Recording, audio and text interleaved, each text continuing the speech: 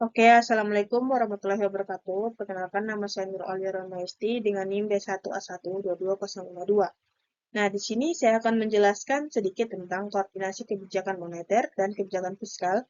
Ada juga bauran kebijakan moneter dan makroprudensial pada krisis global tahun 2008 dan 2009, serta mekanisme OPT.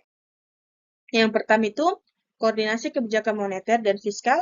Di sini penjelasannya itu melalui kurva Phillips. Nah, yang pertama itu tujuan kebijakan moneter. Yang pertama, menjaga stabilitas harga atau mengendalikan inflasi. Yang kedua itu menjaga nilai tukar. Yang ketiga itu mendukung pertumbuhan ekonomi berkelanjutan. Nah, ada selanjutnya itu tujuan kebijakan fiskal. Yang pertama, mendorong pertumbuhan ekonomi, mengurangi pengangguran, meningkatkan kesejahteraan masyarakat melalui belanja negara. Selanjutnya, jika BI mendorong tujuan moneter atau mengendalikan inflasi, apakah tujuan fiskal dikorbankan? Ya, bisa saja dikorbankan. Jika Bank Indonesia itu menaikkan suku bunga untuk mengendalikan inflasi, maka permintaan agregat turun, investasi dan konsumsi melemah, pertumbuhan ekonomi melambat, pengangguran bisa naik, sehingga tujuan fiskal untuk mendorong pertumbuhan penyerapan tenaga kerja itu bisa terganggu. Selanjutnya, jika pemerintah mengejar tujuan fiskal atau mengurangi pengangguran, apakah tujuan moneter dikorbankan? Bisa saja dikorbankan, karena jika pemerintah melakukan ekspansi fiskal atau menambah belanja dan mengurangi pajak, maka permintaan agregat naik, ekonomi tumbuh, dan pengangguran turun. Tetapi tekanan inflasi itu meningkat, sehingga tujuan moneter mengendalikan inflasi itu bisa terganggu. Nah, dari poin 4 dan 5 itu, apakah kebijakan moneter dan fiskal itu sejalan? Nah, kebijakan moneter dan fiskal merupakan dua instrumen utama dalam mengelola perekonomian suatu negara. Namun, kedua kebijakan ini tuh memiliki fokus dan pendekatan yang berbeda, sehingga tujuan yang ingin dicapai itu tidak selalu berjalan seiring. Nah, kebijakan moneter yang dijalankan oleh Bank Sentral itu, seperti Bank Indonesia, umumnya itu bertujuan untuk menjaga stabilitas harga atau inflasi, nilai tukar, dan sistem keuangan yang melalui pengaturan jumlah uang beredar dan suku bunga. Nah, sementara itu, kebijakan fiskal yang dijalankan oleh pemerintah itu bertujuan untuk mendorong pertumbuhan ekonomi, menciptakan lapangan kerja, dan meningkatkan kesejahteraan masyarakat melalui instrumen belanja negara dan perbajakan. Nah, oleh karena itu, koordinasi antar kebijakan moneter dan fiskal sangat diperlukan agar keduanya itu dapat saling mendukung dan bersinergi dalam mencapai tujuan makroekonomi secara menyeluruh. Selanjutnya itu ada bauran kebijakan moneter. Yang pertama, itu ada mekanisme penurunan suku bunga, berdampak peningkatan kredit dan overheating atau akibat inflasi harga rumah. Nah, penurunan suku bunga oleh bank sentral itu membuat bunga kredit menjadi lebih murah.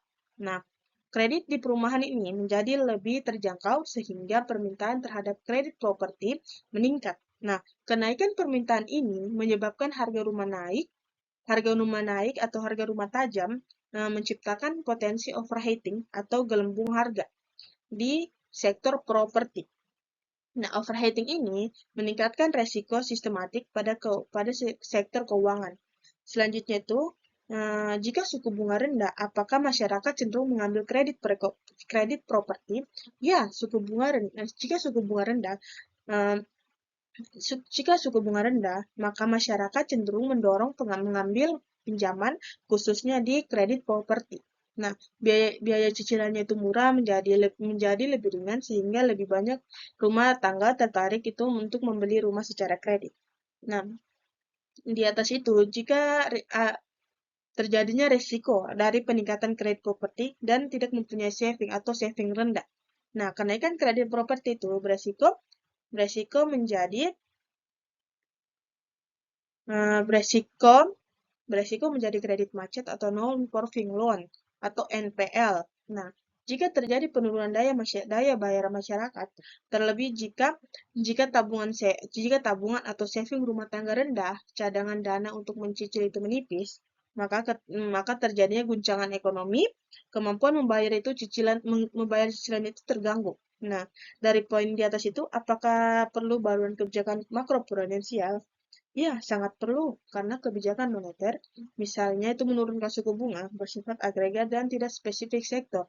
Nah, untuk menghindari resiko dari booming sektor dari booming sektor tertentu, maka dibutuhkannya kebijakan makroprudensial seperti pengangguran rasio LTV atau untuk menjaga stabilitas keuangan.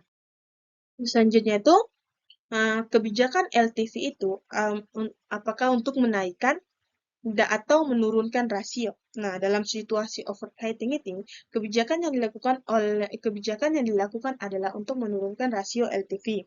Nah, ini berarti meningkatkan uang muka agar kredit lebih selektif dan tidak mudah diakses atau dispekulasi. Nah, contohnya itu seperti LTV 90%, maka DP-nya itu 10%. Nah, jika LTV 70%, maka DP-nya itu 30%. Itu tujuannya itu untuk merem spekulasi atau terjadi overheating. Nah, dampaknya itu jika DP naik, maka kredit properti menurun karena menjadi lebih mahal di awal. Nah, jika DP turun, atau LTV naik, maka maka kredit meningkat, tetapi beresiko menambah gelembung. Nah, jadi kesimpulannya dari poin di atas itu, kebijakan moneter atau suku bunga dan makroprudensial atau LTV, apakah perlu dibaurkan? Ya, perlu dibaurkan untuk mengendalikan pertumbuhan kredit properti, menghindari overheating dan menggelembung harga aset, mencegah risiko sistematik dan kredit macet di masa depan. Selanjutnya itu ada mekanisme penurunan bunga utang melalui EPT atau operasi pasar terbuka. Nah, di sini itu ada gambaran tentang mekanisme penurunan utang melalui OPT. Yang pertama itu BI membeli SBN dari pasar. Nah, BI membeli SBN dari pasar ini yaitu artinya dana tunai masuk ke pasar keuangan, terutama ke bank dan investor. Nah, sehingga likuiditas di pasar itu meningkat. Nah, karena banyaknya dana yang beredar, perbankan tidak lagi kekurangan dana sehingga suku bunga antar bank itu menurun. Nah, ini juga mempengaruhi suku bunga pasar secara umum menjadi lebih rendah. Nah, selanjutnya karena banyak yang ingin membeli SBN atau surat berharga negara, termasuk BI, maka harga surat berharga negara itu ikut naik. Nah, dalam pasar obligasi, harga dan yield itu berbanding terbalik. Jadi kalau harga naik, maka imbal hasil atau yield surat berharga negara ikut turun. Nah, karena yield SBN ikut turun, maka pemerintah bisa menerbitkan utang baru dengan bunga yang lebih rendah. Nah, dampaknya itu beban bunga utang pemerintah ikut turun. Ini membantu mengurangi beban fiskal negara. Selanjutnya itu mekanisme penjualan dan penurunan surat berharga negara oleh Bank Indonesia. Yang pertama itu penjualan surat berharga oleh Bank Indonesia atau beban utang naik. Jika BI menjual SBN ke pasar, maka penawaran surat berharga negara itu meningkat. Nah, harga SBN-nya itu turun atau yield-nya itu naik. Nah, naiknya yield atau imbal hasil berarti investor mengharapkan bunga lebih tinggi untuk memegang surat utang tersebut. Nah, dampaknya itu pemerintah harus membayar bunga lebih mahal saat menerbitkan surat utang baru. Nah, maka penjualan SBN oleh BI meningkatkan beban utang pemerintah di masa depan. Nah, adapun pembelian surat berharga oleh BI atau beban surat turun. Nah, jika BI membeli surat berharga negara di pasar, maka permintaan terhadap surat berharga negara meningkat. Nah, harga surat berharga negara naik, maka yield atau imbal hasilnya itu turun. Nah, penurunan yield ini membuat biaya bunga yang ditanggung pemerintah lebih rendah. Nah, dampaknya itu pemerintah bisa menerbitkan utang baru dengan bunga yang lebih murah karena investor bersedia menerima yield lebih rendah. Maka, pembelian surat berharga negara oleh BI itu mengurangi beban bunga utang pemerintah. Nah, kesimpulannya itu, operasi pasar terbuka dalam bentuk pembelian surat berharga oleh BI meningkatkan permintaan surat berharga negara. Surat berharga negara permintaan surat berharga negara menurunkan yield dan pada akhirnya menurunkan bunga utang pemerintah. Sebaliknya, jika penjualan surat berharga negara itu oleh pemerintah dapat meningkatkan yield dan dan memperbesar beban utang pemerintah.